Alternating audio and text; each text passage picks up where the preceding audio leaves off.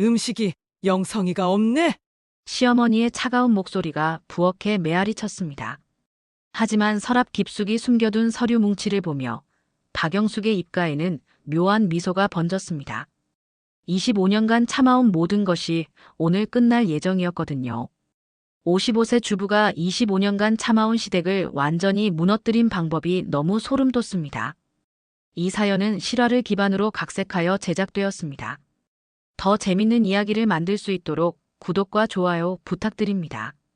추석 아침 5시, 박영숙은 어둠 속에서 눈을 떴습니다. 스마트폰 알람이 울리기도 전이었죠. 25년째 맞는 추석이지만 몸은 이미 이 시간에 깨어나는 것에 익숙해져 있었습니다. 부엌으로 향하는 영숙의 발걸음은 무거웠습니다. 냉장고를 열자 어제 밤늦게까지 준비해둔 재료들이 빼곡히 들어있었죠. 갈비찜용 소갈비, 전용 부침가루, 나물무침 재료들. 시댁 식구들이 좋아하는 것들로만 가득했습니다. 또 시작이구나. 영숙은 작게 한숨을 내쉬며 앞치마를 둘렀습니다. 거실에서는 아직 남편 민수가 코를 골며 자고 있었죠.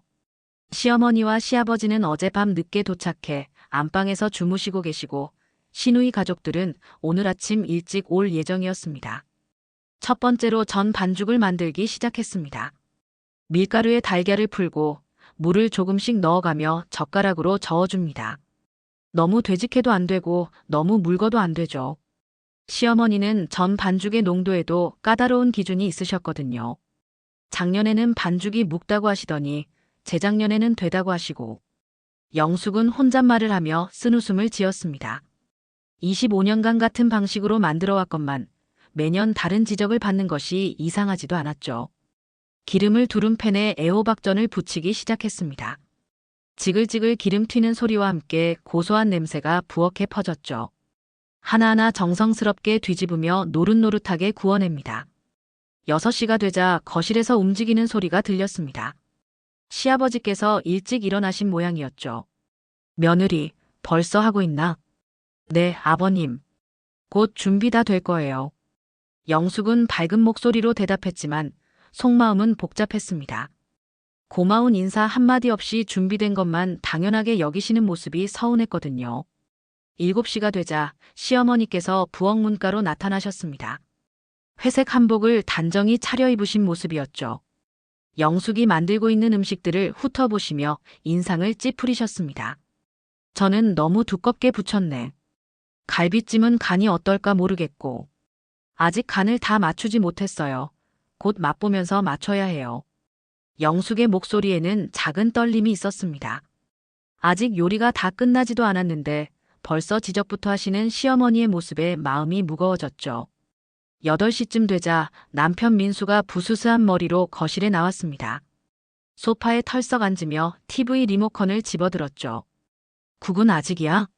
배고픈데. 조금만 더 기다려요. 금방 끝나요. 영숙은 이미 땀으로 범벅이 된 이마를 소매로 닦으며 대답했습니다. 새벽부터 지금까지 쉴 틈 없이 요리를 해왔건만 남편의 말에는 노고에 대한 인정이 전혀 없었죠. 9시가 되자 시누이 가족들이 도착했습니다. 시누이 미정과 매제 기철, 그리고 중학생 조카 2명이었죠. 거실은 갑자기 시끄러워졌습니다. 어머니, 안녕하세요. 오빠는 어디 있어요? 여기 있다. 너희 늦었네. 가족들은 거실에서 담소를 나누며 웃고 떨었습니다. 하지만 영숙만은 여전히 부엌에서 마지막 요리를 마무리하고 있었죠. 아무도 부엌으로 와서 수고 많으셨어요 라고 말하지 않았습니다. 드디어 상차림이 끝났습니다. 영숙은 마지막으로 밥그릇들을 상에 올리며 가족들을 불렀죠. 다 준비됐어요. 식사하세요. 가족들이 상 앞에 둘러앉았습니다. 영숙도 마지막에 자리를 잡았죠. 하지만 그녀의 손끝은 여전히 떨리고 있었습니다. 무언가 예상치 못한 일이 일어날 것 같은 불안감이 엄습했거든요. 시아버지께서 젓가락을 드시며 갈비찜을 한 젓가락 드셨습니다. 그리고 고개를 갸웃거리셨죠. 간이 좀. 그 순간 영숙의 가슴이 철렁 내려앉았습니다. 25년간 반복되어 온 그 순간이 또다시 시작되려 하고 있었거든요. 하지만 이번에는 뭔가 달랐습니다. 영숙의 마음 깊은 곳에서 작은 불꽃이 타오르기 시작했으니까요. 시아버지의 말이 채 끝나기도 전에 시어머니께서 젓가락을 탁 하고 상에 내려놓으셨습니다. 역시 그렇네. 며느리, 갈비찜간이 왜 이래? 짜지도 않고 달지도 않고. 영 애매해. 영숙의 얼굴이 순간 굳어졌습니다. 어제 밤부터 3번이나 간을 맞춰가며 정성스럽게 만든 갈비찜이었는데 첫 마디가 지적이라니요. 죄송해요. 제가 다시 간을 맞춰볼게요. 영숙이 일어나려 하자 시어머니가 손을 저으셨습니다. 아니야, 됐어. 이미 다 만든 걸 어떻게 해. 그냥 먹자. 하지만 그 말투에는 실망과 불만이 가득했습니다. 영숙은 다시 자리에 앉으며 작은 한숨을 내쉬었죠. 신우이 미정이 애호박전을 집어들며 한마디 거들었습니다. 언니, 이 전도 좀 두껍네요. 저희 집에서는 얇게 부치는데. 그러게 말이야. 저는 얇아야 바삭하고 맛있는 건데. 시어머니가 동조하셨습니다. 영숙의 가슴 속에서 뜨거운 것이 치밀어 올랐습니다. 새벽부터 지금까지 혼자서 준비한 음식들이 하나하나 지적당하고 있었거든요. 제가 경험이 부족해서. 다음에는 더 신경 써서 만들게요. 영숙은 고개를 숙이며 말했습니다. 25년간 반복해온 사과의 말이었죠. 하지만 이번에는 그 말이 목구멍에서 쓰라리게 넘어갔습니다. 남편 민수는 옆에 앉아 묵묵히 밥을 먹고 있었습니다. 아내를 향한 지적들이 쏟아지는데도 한마디 거들어주지 않았죠. 오빠는 어떻게 생각해? 신우이가 남편을 쳐다보며 물었습니다. 민수는 갈비 한 점을 집어들며 대수롭지 않게 말했습니다. 뭐, 그럭저럭 먹을만하네. 간이 좀 심심하긴 하지만. 그 말이 영숙의 가슴에 비수처럼 꽂혔습니다. 그럭저럭 먹을만하다는 말이 25년간의 정성에 대한 평가라니요. 시어머니께서 나물 반찬들을 하나씩 드시며 연달아 지적하기 시작했습니다. 도라지는 양념이 부족하고 시금치는 너무 짜고 콩나물은 아삭함이 없네. 어머니 말씀이 맞아요. 역시 경험이 중요한 것 같아요. 신우이가 맞장구 쳤습니다. 영숙은 젓가락을 든 손이 떨리는 것을 느꼈습니다. 한 젓가락 한 젓가락 먹을 때마다 지적이 따라왔거든요. 정성스럽게 준비한 음식들이 모조리 폄하당하는 기분이었습니다. 언니가 워낙 바쁘시니까 음식에 신경 쓸 시간이 부족하시겠어요. 신우이의 말에는 은근한 비아냥이 섞여 있었습니다. 미정이 말이 맞네. 며느리가 요즘 뭔가 바쁜 일이라도 있나? 시어머니가 날카로운 눈으로 영숙을 쳐다보셨습니다. 아니에요. 별다른 일은 없어요. 영숙은 작은 목소리로 대답했습니다. 사실 그녀는 최근 몇 달간 야간 대학에서 상담 심리학을 공부하고 있었지만 가족들에게는 알리지 않았거든요. 시댁에서는 며느리가 공부한다는 것을 좋아하지 않는다는 것을 잘 알고 있었기 때문이었죠. 조카들도 한마디씩 거들었습니다. 할머니 집 음식이 더 맛있어요. 엄마가 만든 전이 더 바삭해요. 아이들의 순진한 말이었지만 영숙에게는 또 다른 상처였습니다. 식사가 끝나갈 무렵 시어머니께서 마지막 한마디를 던지셨습니다. 며느리, 음식이 영성이가 없네. 정성이 부족한 게 음식에 다 드러나는구나. 그 순간 영숙의 마음속에서 뭔가가 툭 하고 끊어지는 소리가 들렸습니다. 25년간 쌓여온 참을성의 실이 마침내 한 가닥 끊어진 것이었죠. 죄송합니다. 영숙은 기계적으로 사과했지만 그녀의 눈빛은 전과 달랐습니다. 깊은 곳에서 무언가 타오르기 시작했거든요. 남편은 여전히 무심했습니다. 아내가 받는 모든 지적을 보고서도 한 번도 편을 들어주지 않았죠. 오히려 다음에는 좀 더 신경 써서 해라며 시댁의 편에 섰습니다. 영숙은 식탁을 정리하며 서랍 깊숙이 숨겨둔 그것을 떠올렸습니다. 지난 몇 달간 차근차근 준비해온 것들이 있었거든요. 오늘이 바로 그날이 될 수도 있겠다는 생각이 들었습니다. 언니, 설거지는 제가 도와드릴게요. 신우이가 일어나며 말했지만 그 목소리에는 진심이 없었습니다. 괜찮아요. 제가 할게요. 영숙은 혼자 부엌으로 들어갔습니다. 찬물에 손을 담그며 깊게 숨을 들이마셨죠. 마음을 진정시키려 했지만 가슴 속의 불꽃은 더욱 커져만 갔습니다. 하지만 영숙에게는 아직 카드가 남아 있었습니다. 25년간 모은 모든 증거와 준비가 서랍 안에서 그녀를 기다리고 있었거든요. 설거지를 마친 영숙이 거실로 돌아왔을 때 가족들은 이미 차를 마시며 담소를 나누고 있었습니다. 하지만 그 대화의 중심에는 영숙에 대한 품평이 있었죠. 요즘 며느리들은 예전만 못해. 시어머니의 목소리가 거실에 울려 퍼졌습니다. 맞아요, 어머니. 요즘은 다들 자기 일에만 바쁘다고 하더라고요. 시누이가 고개를 끄덕였습니다. 영숙은 문 앞에서 잠시 멈춰 섰습니다. 자신에 대한 이야기인 줄 뻔히 알면서도 대놓고 얘기하는 가족들의 모습에 가슴이 쓰렸거든요. 영숙이는 그래도 집안일은 하잖아. 남편 민수가 한마디 거들었지만 그 말조차 옹호라기보다는 당연한 의무를 언급하는 것 같았습니다. 집안이라는 게 당연한 거지 뭘. 시아버지께서 TV를 보시며 무심하게 말씀하셨습니다. 영숙은 차 준비를 위해 부엌으로 향했습니다. 찻잔들을 꺼내며 손이 덜덜 떨렸죠.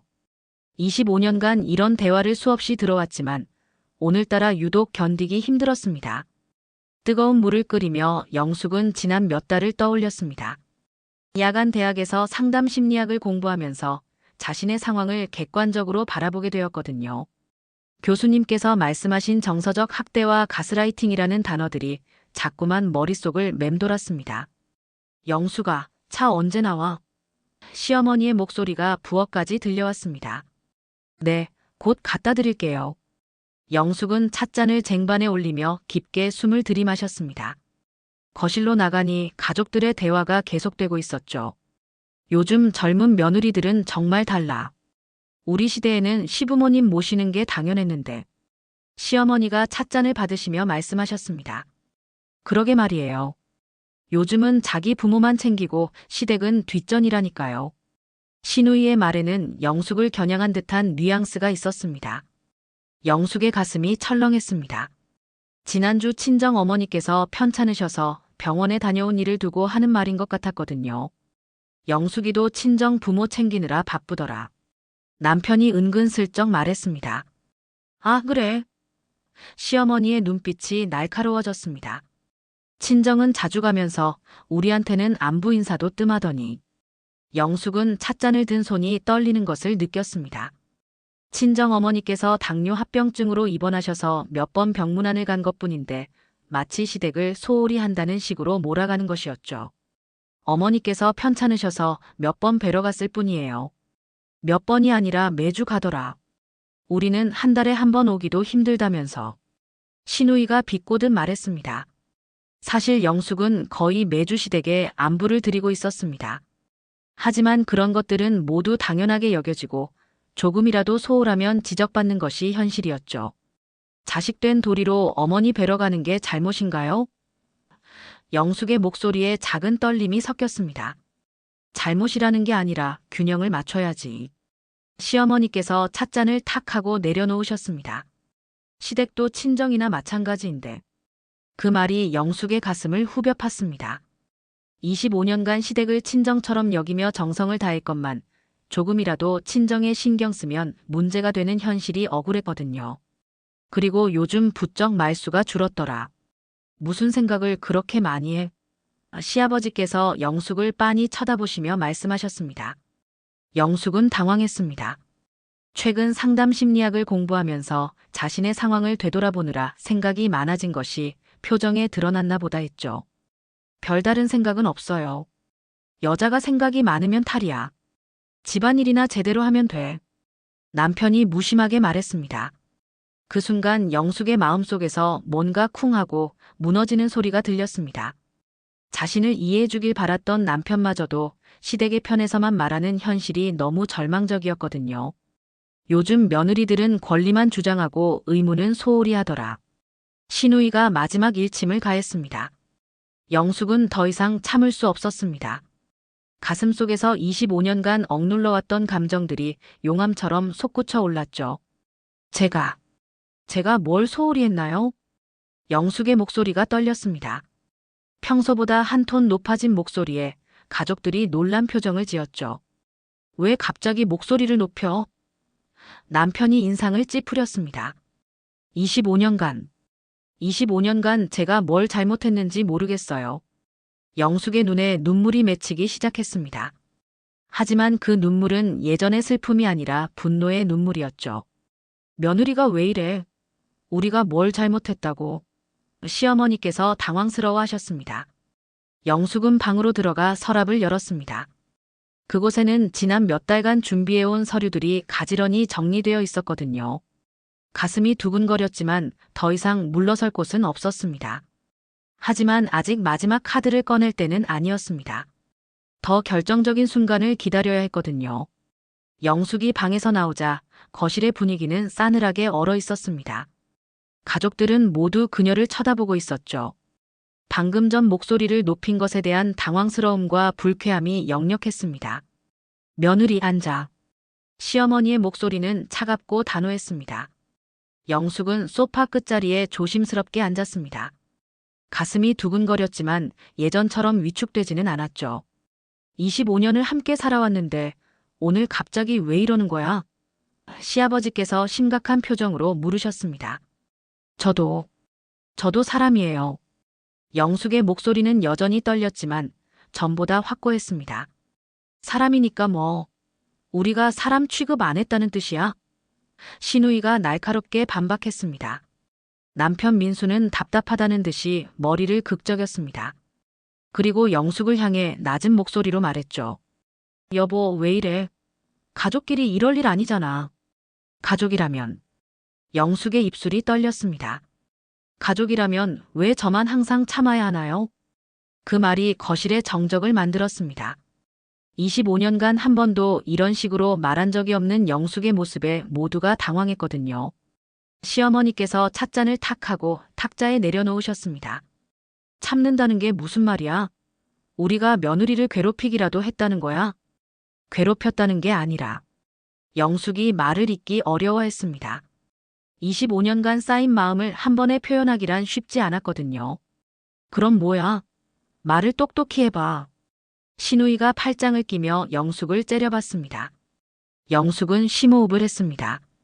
상담 심리학 수업에서 배운 감정 표현법을 떠올리며 천천히 입을 열었죠. 저도 인정받고 싶어요. 제가 하는 일들에 대해서요. 인정. 우리가 고마워하지 않는다고. 시아버지께서 어이없다는 듯 말씀하셨습니다. 언제 고마워해 주셨나요? 영숙의 목소리가 조금 더 커졌습니다. 25년간 새벽부터 밤까지 집안이라는 게 당연하다고만 하셨잖아요. 당연한 거 아니야. 며느리가 시댁 일하는 게 당연한 거지. 시어머니께서 목소리를 높이셨습니다. 그 순간 영숙의 마음속에서 뭔가 터져버렸습니다. 그럼 저는 뭐예요? 그냥 일하는 기계예요? 거실이 조용해졌습니다. 영숙이 이렇게 강하게 반발한 것은 처음이었거든요. 남편 민수가 벌떡 일어섰습니다. 얼굴이 빨갛게 달아올라 있었죠. 야, 너 지금 뭐 하는 거야? 어른들 앞에서 이게 뭐야? 저도 말할 권리가 있어요. 말할 권리. 민수의 목소리가 점점 거칠어졌습니다. 25년간 누가 먹여 살렸는데 권리를 논해. 그 말이 영숙의 가슴을 후벼 팠습니다. 25년간 가정주부로서 헌신한 것이 단지 먹여 살려준 것으로 치부되는 현실이 견딜 수 없었거든요. 제가 그동안 한 일들은 다 공짜였나요? 뭐가 공짜야? 집에서 놀고 먹으면서 뭔 소리야? 신우이가 거들었습니다. 놀고 먹는다는 말에 영숙의 마지막 이성의 끈이 끊어졌습니다.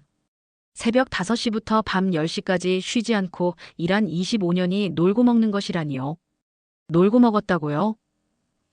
영숙의 목소리가 떨렸습니다. 제가 언제 놀았나요? 그럼 뭐야? 직장 다니는 것도 아니고 집안일이나 하면서 뭘 그리 힘들다고 그래. 시어머니께서 냉정하게 말씀하셨습니다. 영숙은 더 이상 참을 수 없었습니다. 가슴속에서 용암 같은 분노가 터져나왔죠. 그럼 한번 해보세요. 25년간 제가 한 일을 하루만이라도 해보세요. 거실이 갑자기 조용해졌습니다. 영숙이 목소리를 높인 것에 모두가 충격을 받았거든요. 민수가 주먹을 불끈 쥐며 다가왔습니다. 너 지금 미쳤어? 어른들한테 소리 지르고 이게 뭐야? 미쳤다고요? 영숙의 눈에 눈물이 고였습니다. 25년간 참고 살아온 제가 미쳤다고요? 그럼 뭐야? 갑자기 이상해지더니 완전히 돌았네. 민수가 독서를 퍼부었습니다. 그 순간 영숙은 무릎이 풀리는 것을 느꼈습니다. 하지만 동시에 마음속 깊은 곳에서 차가운 결심이 솟아올랐죠. 돌았다고 하시네요. 영숙이 천천히 고개를 들었습니다. 네, 아마 돌았을 거예요. 신우이가 비웃음을 터뜨렸습니다. 봐, 진짜 이상해졌다니까. 요즘 갱년기인가? 갱년기라고 해서 다 용서되는 줄 알아. 시어머니께서 차갑게 말씀하셨습니다. 영숙은 더 이상 변명하지 않았습니다. 대신 조용히 일어나서 방으로 향했죠. 어디가? 민수가 소리쳤습니다. 짐 쌀 거예요. 뭐? 짐 싸서 나갈 거예요. 25년간 충분히 참았어요. 거실이 술렁거렸습니다. 가족들은 영숙이 진짜로 나갈 리 없다고 생각했지만 뭔가 분위기가 심상치 않다는 것을 느꼈거든요. 민수가 영숙의 팔을 붙잡았습니다. 야, 너 정말 미쳤구나. 집 나간다고. 어디 가서 뭘 하고 살 건데? 영숙은 남편의 손을 조용히 떼어냈습니다. 그건 제가 알아서 할 일이에요. 그녀의 목소리에는 이전과 다른 차가운 결연함이 있었습니다.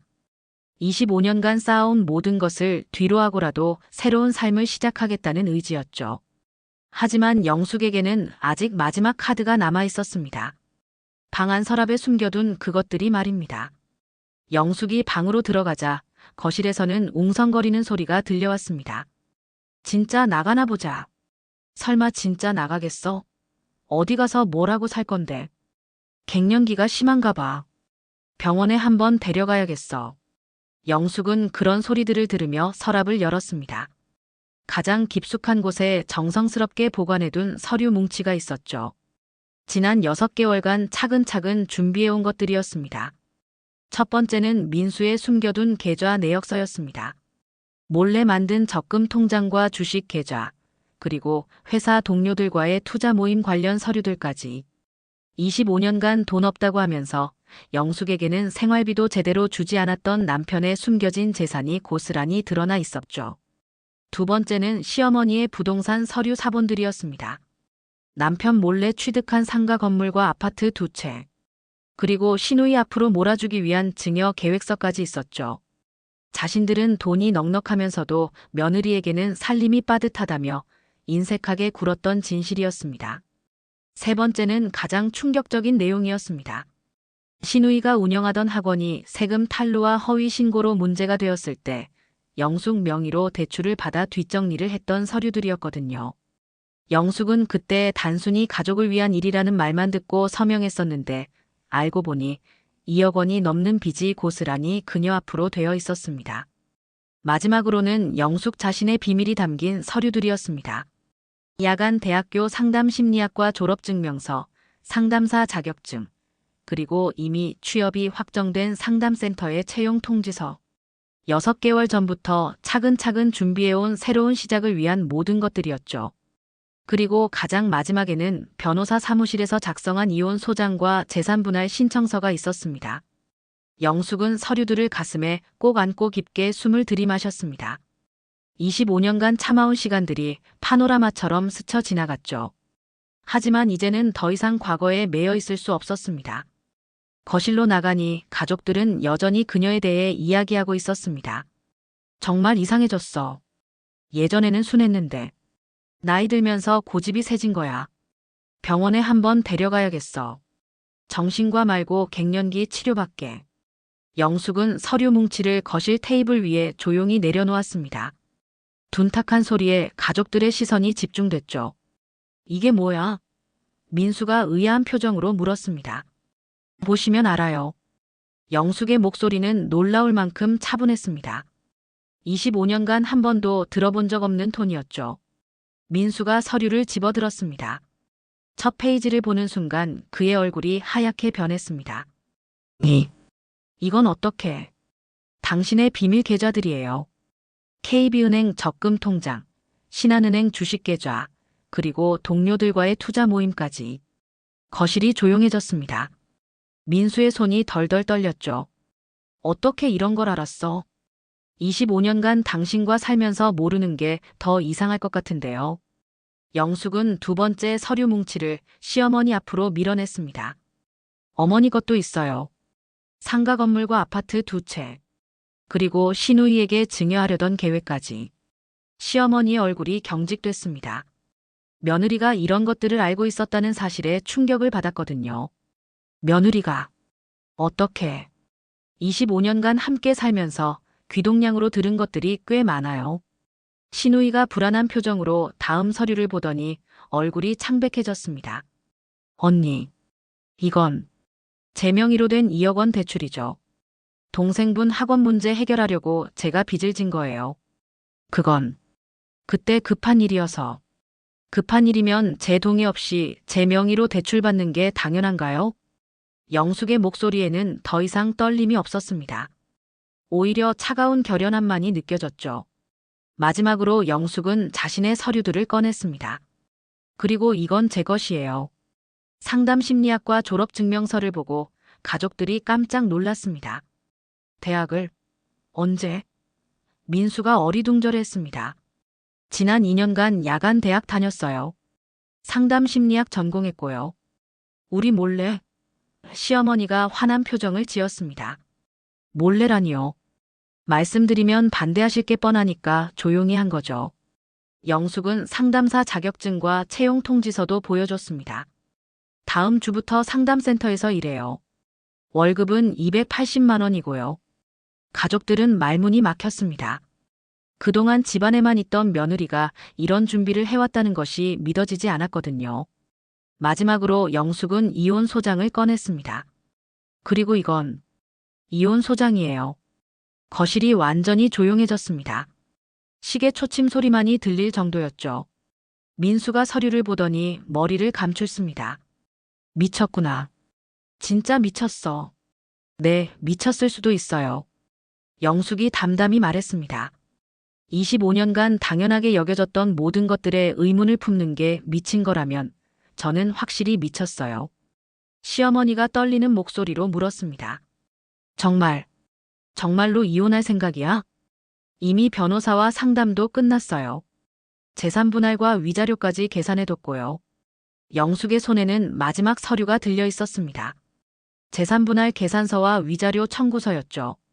하지만 가장 큰 충격은 아직 남아 있었습니다. 재산 분할 계산서를 본 민수의 얼굴이 완전히 하얗게 변했습니다. 숨겨뒀던 자산들이 모두 계산되어 있었고 25년간의 가사노동 기여분까지 세세하게 산출되어 있었거든요. 이렇게 많이. 민수가 떨리는 목소리로 중얼거렸습니다. 당신 재산의 60%예요. 25년간의 가사노동과 내조 기여분을 고려한 거죠. 영숙의 목소리는 여전히 차분했습니다. 시어머니께서 서류를 뺏어서 보시더니 손이 덜덜 떨렸습니다. 이건 너무 많아. 며느리가 뭘 했다고 이렇게. 25년간 새벽 5시부터 밤 10시까지 일했어요. 휴일도 없이 월급도 없이요. 영숙이 담담히 말했습니다. 시간당 최저임금으로만 계산해도 이 정도는 나와요. 신우이가 급하게 끼어들었습니다. 언니, 그래도 가족인데 이렇게까지 할 필요가 있어요? 가족?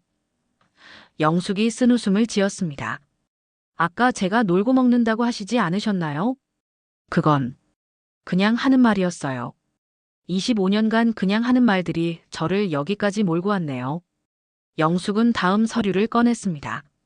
신우이 명의로 된 2억 원 대출에 대한 법적 처리 방안이었죠. 그리고 제 명의로 된 이 빚도 처리해야 해요. 제가 동의하지 않은 대출이니까 사기죄로 고발할 수 있거든요. 신우이의 얼굴이 창백해졌습니다. 언니, 그럴 거 아니죠? 저도 그때 급해서. 급하면 남의 명의로 돈을 빌려도 되나요? 영숙의 목소리에 차가운 분노가 섞였습니다. 제 신용등급이 얼마나 떨어졌는지 아세요? 시아버지께서 처음으로 입을 여셨습니다. 며느리야, 그래도 25년을 함께 산 정이 있잖아. 정이요? 영숙이 시아버지를 똑바로 쳐다봤습니다. 아까 제가 집안일하는 게 당연하다고 하시지 않으셨나요? 그건 25년간 명절 때마다 새벽부터 준비하고 제사 때마다 밤새워 음식 만들고 아프실 때마다 병원 모시고 다녔는데 그게 다 당연한 일이었나요? 거실이 조용해졌습니다. 영숙의 말에는 25년간 쌓인 서운함과 분노가 고스란히 담겨 있었거든요. 민수가 갑자기 벌떡 일어섰습니다. 야, 이혼은 절대 안 돼. 내가 허락 안 해. 허락? 영숙이 의외라는 듯 웃었습니다. 이혼에 남편 허락이 필요한가요? 당연하지. 내가 안 된다고 하면 안 되는 거야. 협의 이혼이 안 되면 조정 이혼. 그것도 안 되면 판결 이혼하면 돼요. 영숙은 변호사와 상담한 내용을 차근차근 설명했습니다. 가정폭력은 없었지만 정서적 학대와 경제적 착취가 충분히 입증된다는 변호사의 소견이었죠. 그리고 무엇보다 영숙이 마지막 서류를 꺼냈습니다. 저한테는 이제 혼자서도 살 수 있는 능력이 있어요. 그 서류에는 영숙이 이미 계약한 원룸 전세 계약서와 이사 계획서가 들어 있었습니다. 이미 집까지 구했다고 시어머니께서 충격을 받으셨습니다. 네. 다음 주에 이사 가요. 가족들은 완전히 당황했습니다. 영숙이 이 모든 것을 혼자서 치밀하게 계획했다는 사실이 믿어지지 않았거든요.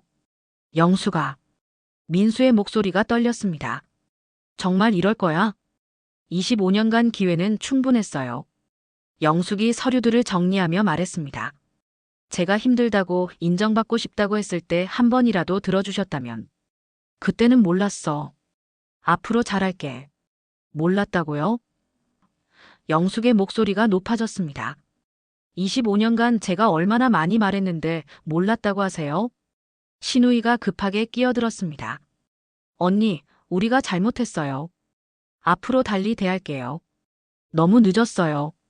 영숙의 대답은 단호했습니다. 더 이상 되돌릴 수 없는 선을 넘었다는 것을 가족들도 느꼈죠. 시어머니께서 마지막으로 애원했습니다. 며느리야, 그래도 세상 사람들이 뭐라고 할까? 세상 사람들이 뭐라고 하든 상관없어요. 영숙이 일어서며 말했습니다. 이제는 제 인생이니까요. 그 순간 25년간 시댁의 눈치만 보며 살았던 며느리 박영숙이 아닌 한 명의 독립적인 여성 영숙이 그 자리에 서 있었습니다. 민수가 마지막으로 붙잡으려 했습니다. 영숙아, 제발. 한 번만 더 기회를 줘. 하지만 영숙은 고개를 저었습니다. 기회는 25년간 매일매일 있었어요. 이제 저에게도 제 인생을 살 권리가 있어요. 영숙이 서류들을 가방에 넣고 방으로 향했습니다. 진짜 새로운 시작을 위한 마지막 준비가 남아 있었거든요. 영숙이 방에서 캐리어를 끌고 나왔을 때 거실의 가족들은 여전히 멍한 표정으로 앉아 있었습니다. 25년간 한 번도 상상해 본 적 없는 상황이 현실로 벌어지고 있었거든요. 정말 가는 거야? 민수가 떨리는 목소리로 물었습니다. 네. 이미 이삿짐 센터도 예약했어요. 영숙의 대답은 담담했지만 확고했습니다. 캐리어 안에는 당장 필요한 옷가지와 중요한 서류들만 들어 있었죠. 25년간 모은 물건들은 대부분 두고 가기로 했습니다. 시어머니께서 마지막 카드를 꺼내셨습니다. 그럼 동네 사람들이 뭐라고 하겠어? 25년 살던 며느리가 갑자기 집을 나간다고 하면. 걱정 마세요. 영숙이 미소를 지었습니다. 제가 먼저 동네 부녀회장님께 인사드리고 갈 거예요. 25년간 고생 많았다고 격려해 주시더라고요. 사실 영숙은 이미 며칠 전부터 주변 사람들에게 자신의 상황을 이야기해 두었습니다. 놀랍게도 대부분의 사람들이 영숙의 편을 들어주었거든요. 25년간 정말 고생 많이 했다. 이제라도 자기 인생 사는 게 맞다는 반응이었죠. 신우이가 급하게 일어났습니다. 언니, 그럼 제 일은 어떻게 해요? 2억 원 대출권은? 그건 동생분이 알아서 해결하셔야죠. 영숙의 목소리는 차가웠습니다. 제가 왜 동생분 빚을 져야 하나요? 하지만 언니 명의로 되어 있잖아요. 제 동의 없이 제 명의를 도용한 거잖아요. 변호사님께서 충분히 무효화할 수 있다고 하시더라고요. 신우이의 얼굴이 하얗게 변했습니다. 영숙이 정말로 법적 대응을 할 수 있다는 것을 깨달았거든요. 시아버지께서 마지막으로 호통을 치셨습니다. 며느리야, 이렇게 하면 안 되는 거야. 가정이 뭔지 알아? 가정이요? 영숙이 시아버지를 똑바로 쳐다봤습니다. 25년간 저는 이 가정의 일원이었나요? 아니면 그냥 일하는 사람이었나요? 그야. 제가 아파서 쓰러졌을 때 누가 간병해줬나요? 제가 우울해할 때 누가 위로해줬나요? 영숙의 목소리에 25년간의 서운함이 모두 담겨 있었습니다. 거실이 조용해졌습니다. 가족들은 할 말이 없었거든요. 영숙이 현관으로 향하며 마지막으로 돌아봤습니다. 25년간 정말 고생 많으셨어요. 그 말에는 원망이 아닌 해방감이 담겨 있었습니다. 마치 긴 터널을 빠져나온 듯한 후련함이었죠. 영숙아, 민수가 마지막으로 소리쳤습니다. 후회하게 될 거야. 영숙은 문 손잡이를 잡고 잠시 멈춰 섰습니다. 그리고 뒤돌아보지 않은 채 말했죠. 후회할 일은 25년 전에 이미 다 했어요. 현관문이 닫히는 소리와 함께 영숙의 25년 결혼 생활이 끝났습니다. 계단을 내려가며 영숙은 깊게 숨을 들이마셨습니다. 9월의 선선한 공기가 폐 깊숙이 스며들었죠. 25년 만에 처음으로 맡아보는 자유의 공기였습니다. 택시가 도착했습니다. 기사님이 캐리어를 트렁크에 넣어주시며 물었죠. 어디로 갈까요? 새로운 시작으로 가주세요. 기사님은 의아한 표정을 지었지만 영숙이 알려준 주소로 향했습니다. 택시 창밖으로 지나가는 풍경을 바라보며 영숙은 지난 6개월을 떠올렸습니다. 야간 대학에서 상담 심리학을 공부하며 자신의 상황을 객관적으로 바라보게 된 것, 상담사 자격증을 따기 위해 밤새워 공부했던 것, 혼자서 이혼 준비를 하며 느꼈던 두려움과 설렘. 모든 것이 오늘 이 순간을 위한 준비였습니다. 아줌마, 뭔가 좋은 일이 있으신가 봐요. 표정이 정말 밝으세요. 택시 기사님이 말했습니다. 네. 아주 좋은 일이 있었어요. 영숙은 진심으로 웃었습니다. 25년 만에 처음으로 진짜 웃음이 나왔거든요. 새로운 집에 도착했습니다. 작은 원룸이었지만 온전히 자신만의 공간이었죠. 영숙은 가방을 내려놓고 창문을 활짝 열었습니다. 해가 지고 있었습니다.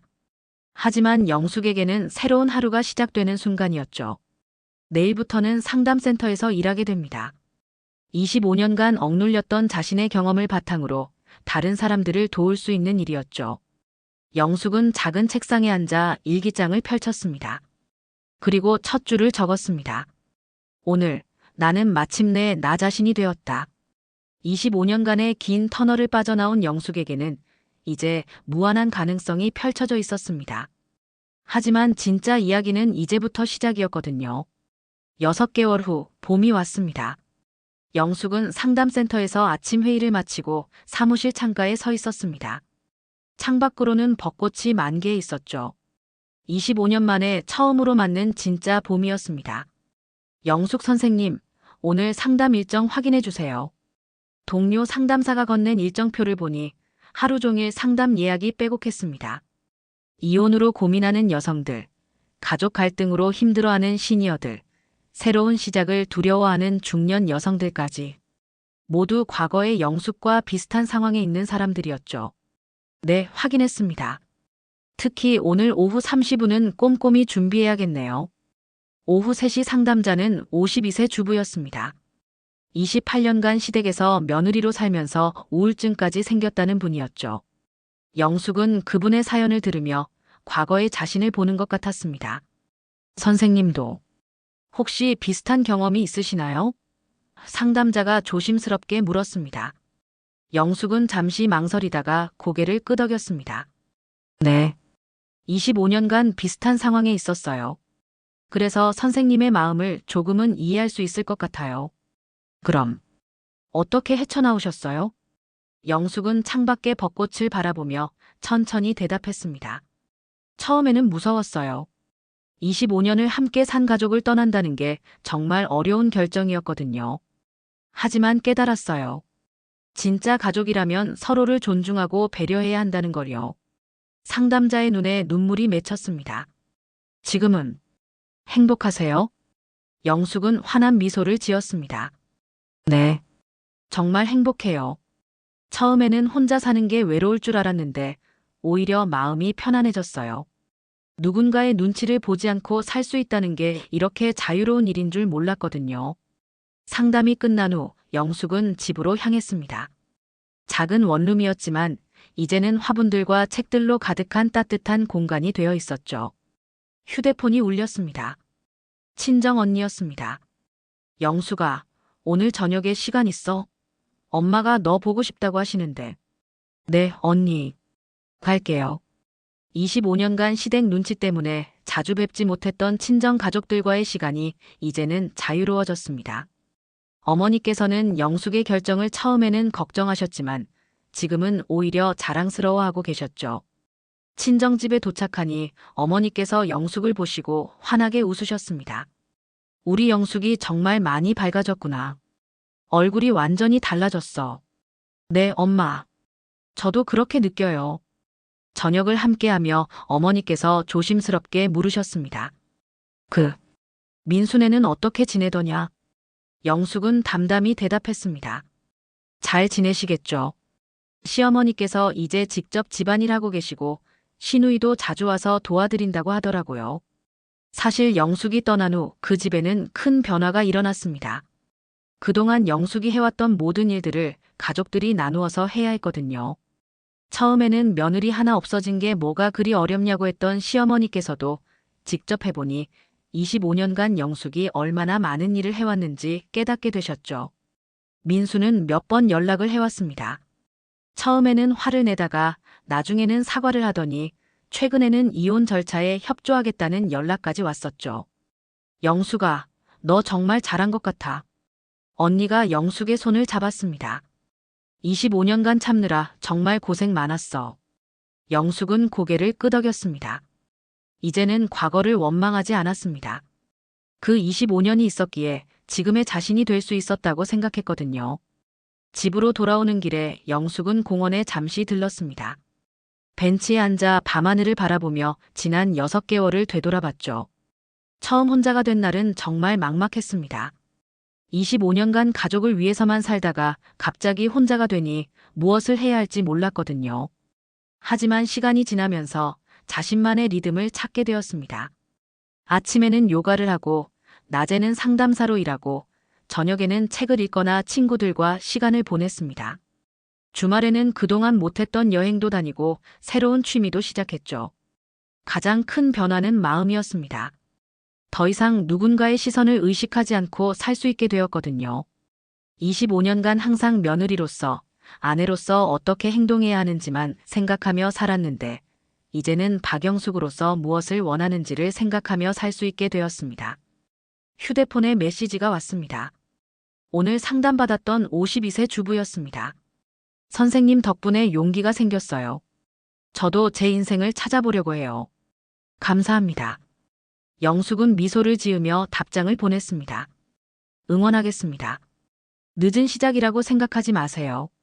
진짜 인생은 지금부터예요. 집에 도착해서 영숙은 다시 일기장을 펼쳤습니다. 6개월 전 첫날 밤에 썼던 오늘, 나는 마침내 나 자신이 되었다는 문장을 다시 읽어봤죠. 그리고 새로운 문장을 적었습니다. 인생은 몇 살에 시작하든 늦지 않다. 중요한 것은 진짜 나 자신으로 사는 용기를 갖는 것이다. 창밖으로 봄바람이 불어들어왔습니다. 영숙은 깊게 숨을 들이마시며 내일을 기대해봤죠. 55세에 시작된 그녀의 진짜 인생은 이제 막 꽃을 피우기 시작한 참이었으니까요. 오늘 이야기 어떠셨나요? 이야기가 재밌으셨다면 구독과 좋아요 한 번씩 눌러주세요. 감사합니다.